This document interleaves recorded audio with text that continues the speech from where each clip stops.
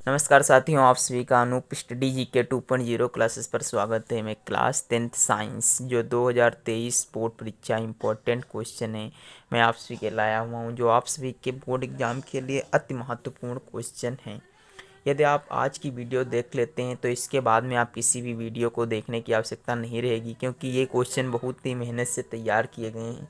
ये क्वेश्चन जितने भी बार बोर्ड परीक्षा में पूछे गए हैं, मैंने उन सभी क्वेश्चनों को अपने नोटबुक में लिखा है और उसके बाद में आप सभी को आज बताऊंगा कि ये क्वेश्चन यदि आप तैयार कर लेते हैं तो आप सभी को बोर्ड परीक्षा में 70 में 70 लाने से कोई नहीं रोक सकता है।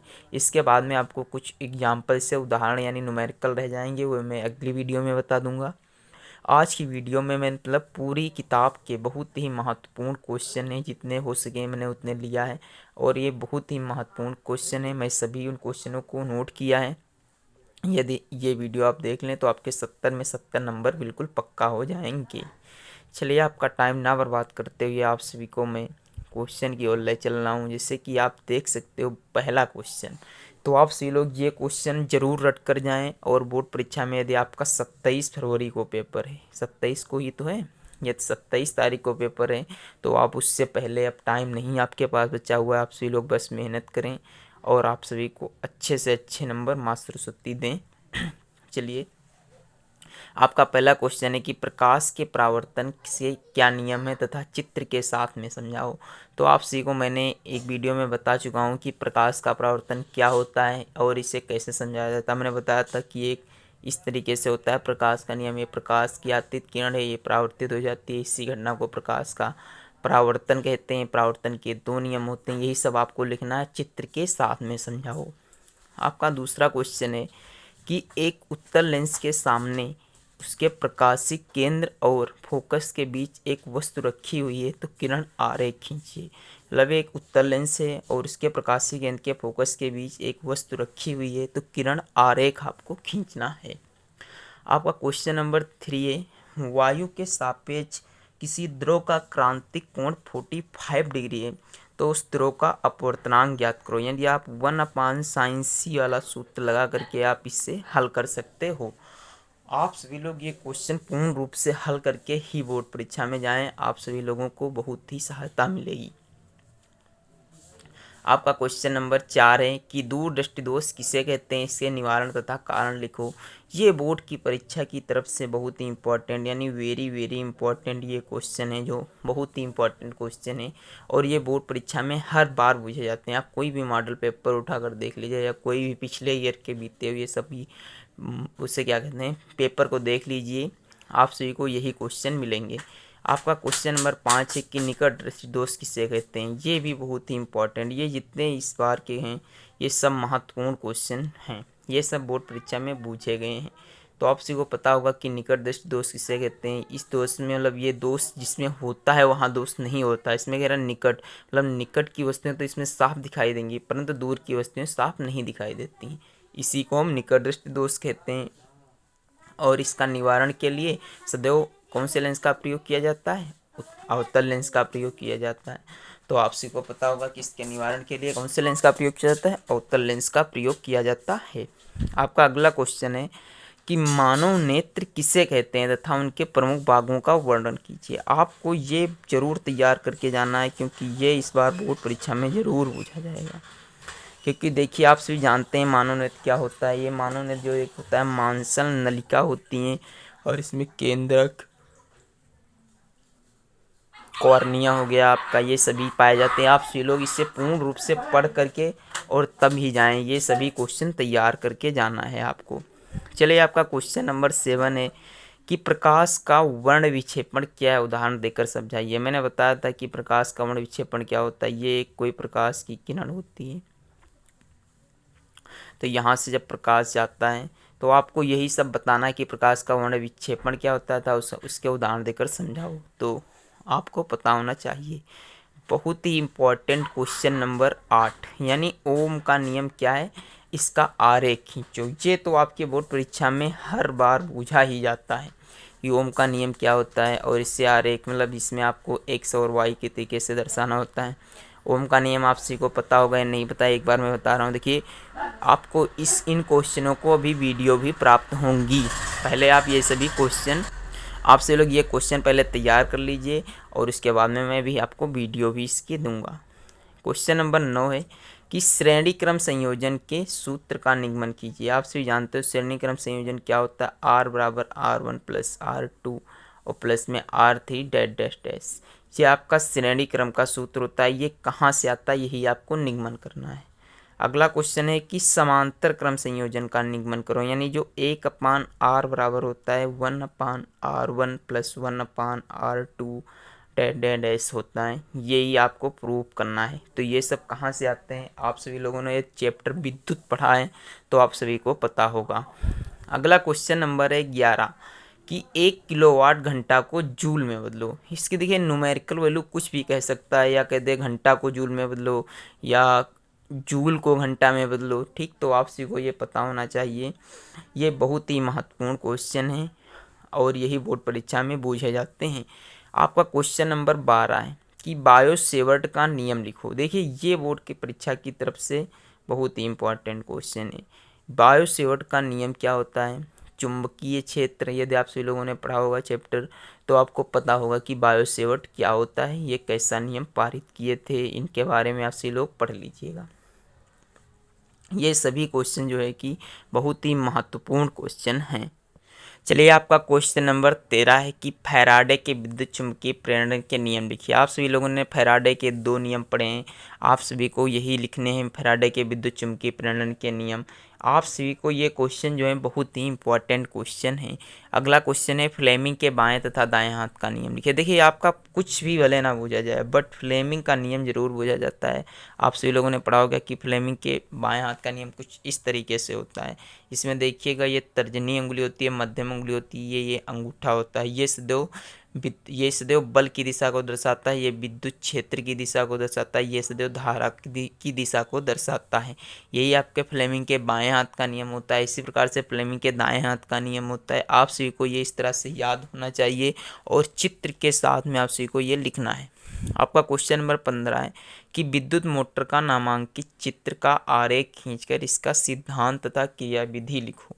देखिए विद्युत मोटर क्या होता है आप सभी लोग पढ़िए और उसके बाद में उसके आरेख खींचिए। मतलब जिसमें आर्मेचर होता है, कुंडली होती है और विद्युत मोटर होता है, ये सब क्या होता है यही आपको लिखना है और इसका चित्र सहित आपको क्रिया देना है। क्योंकि ये क्वेश्चन जो होते हैं ये 6 नंबर में पूछे जाएंगे। ये लॉन्ग क्वेश्चन होते हैं। कौन से लॉन्ग क्वेश्चन होते हैं और ये क्वेश्चन परीक्षा की दृष्टि से अति महत्वपूर्ण क्वेश्चन है।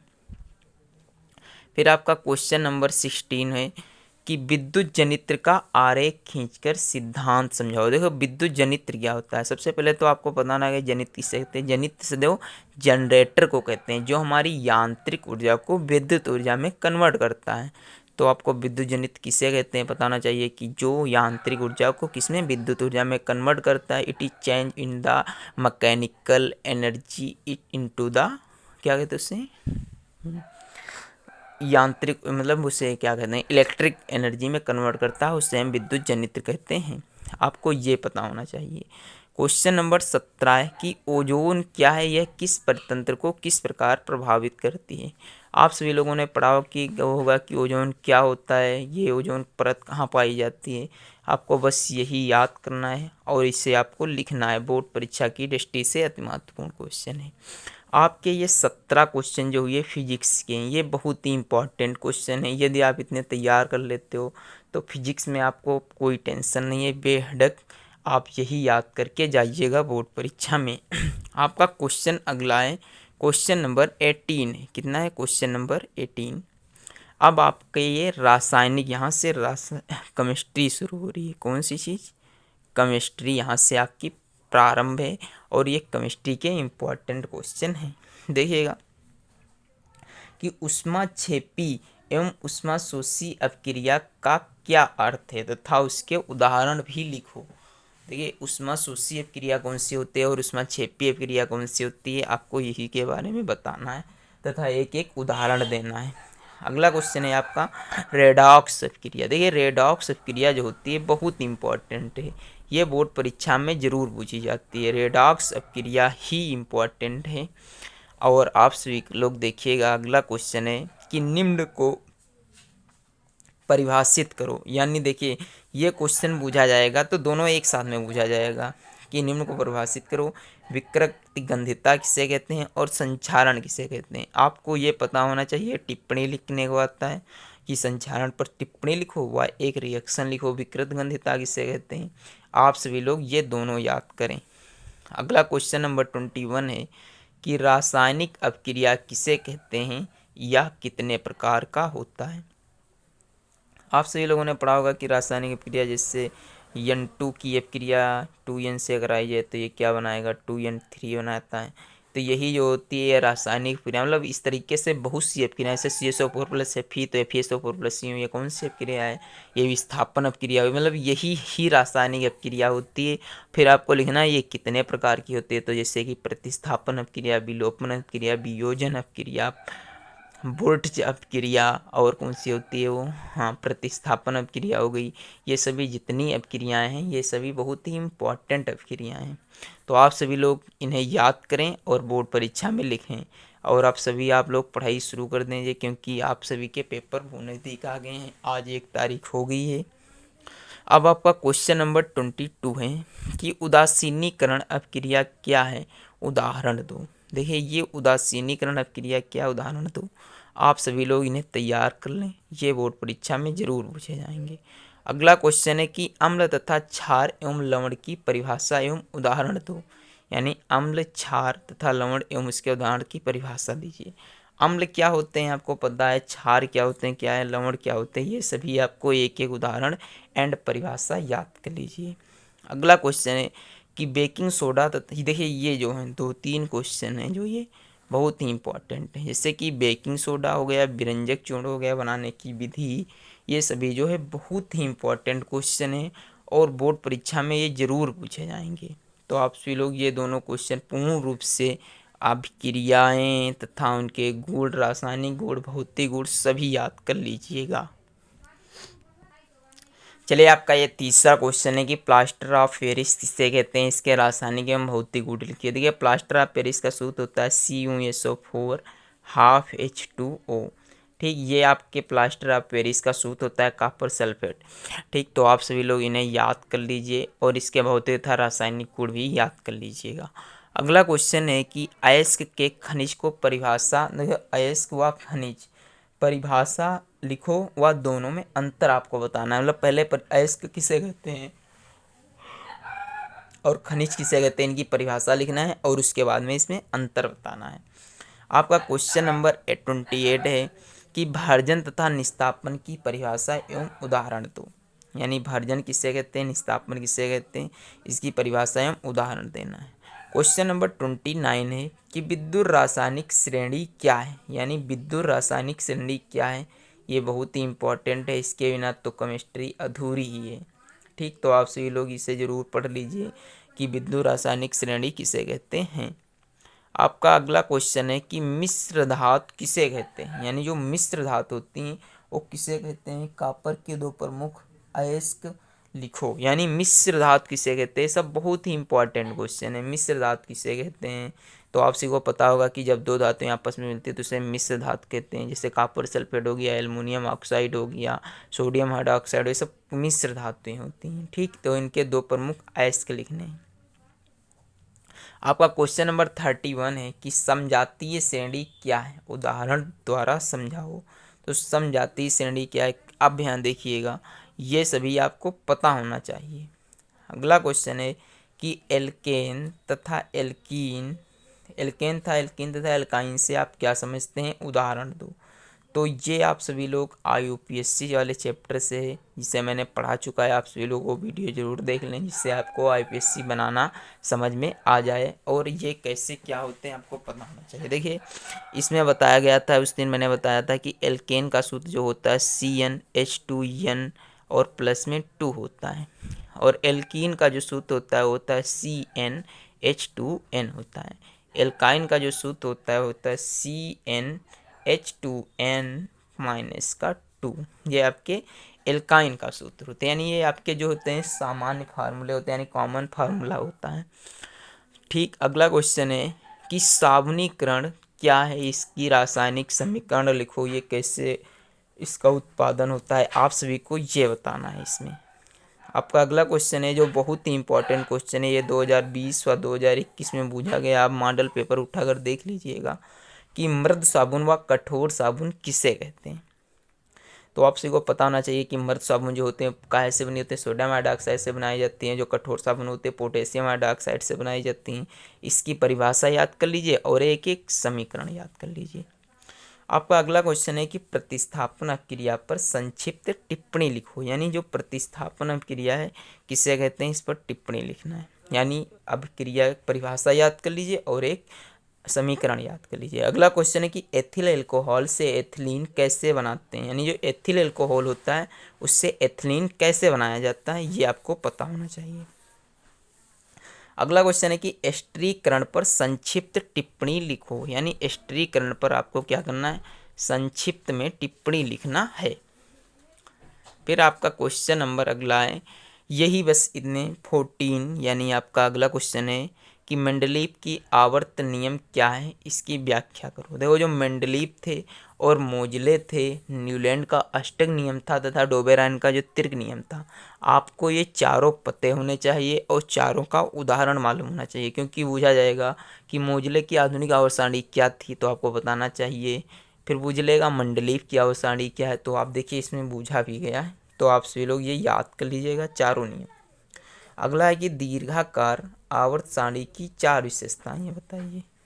फिर है आपका मेंडलीव तथा दीर्घाकार आवर्त सारणी में अंतर लिखिए, यानी जो मेंडलीव ने आवर्त सारणी दी थी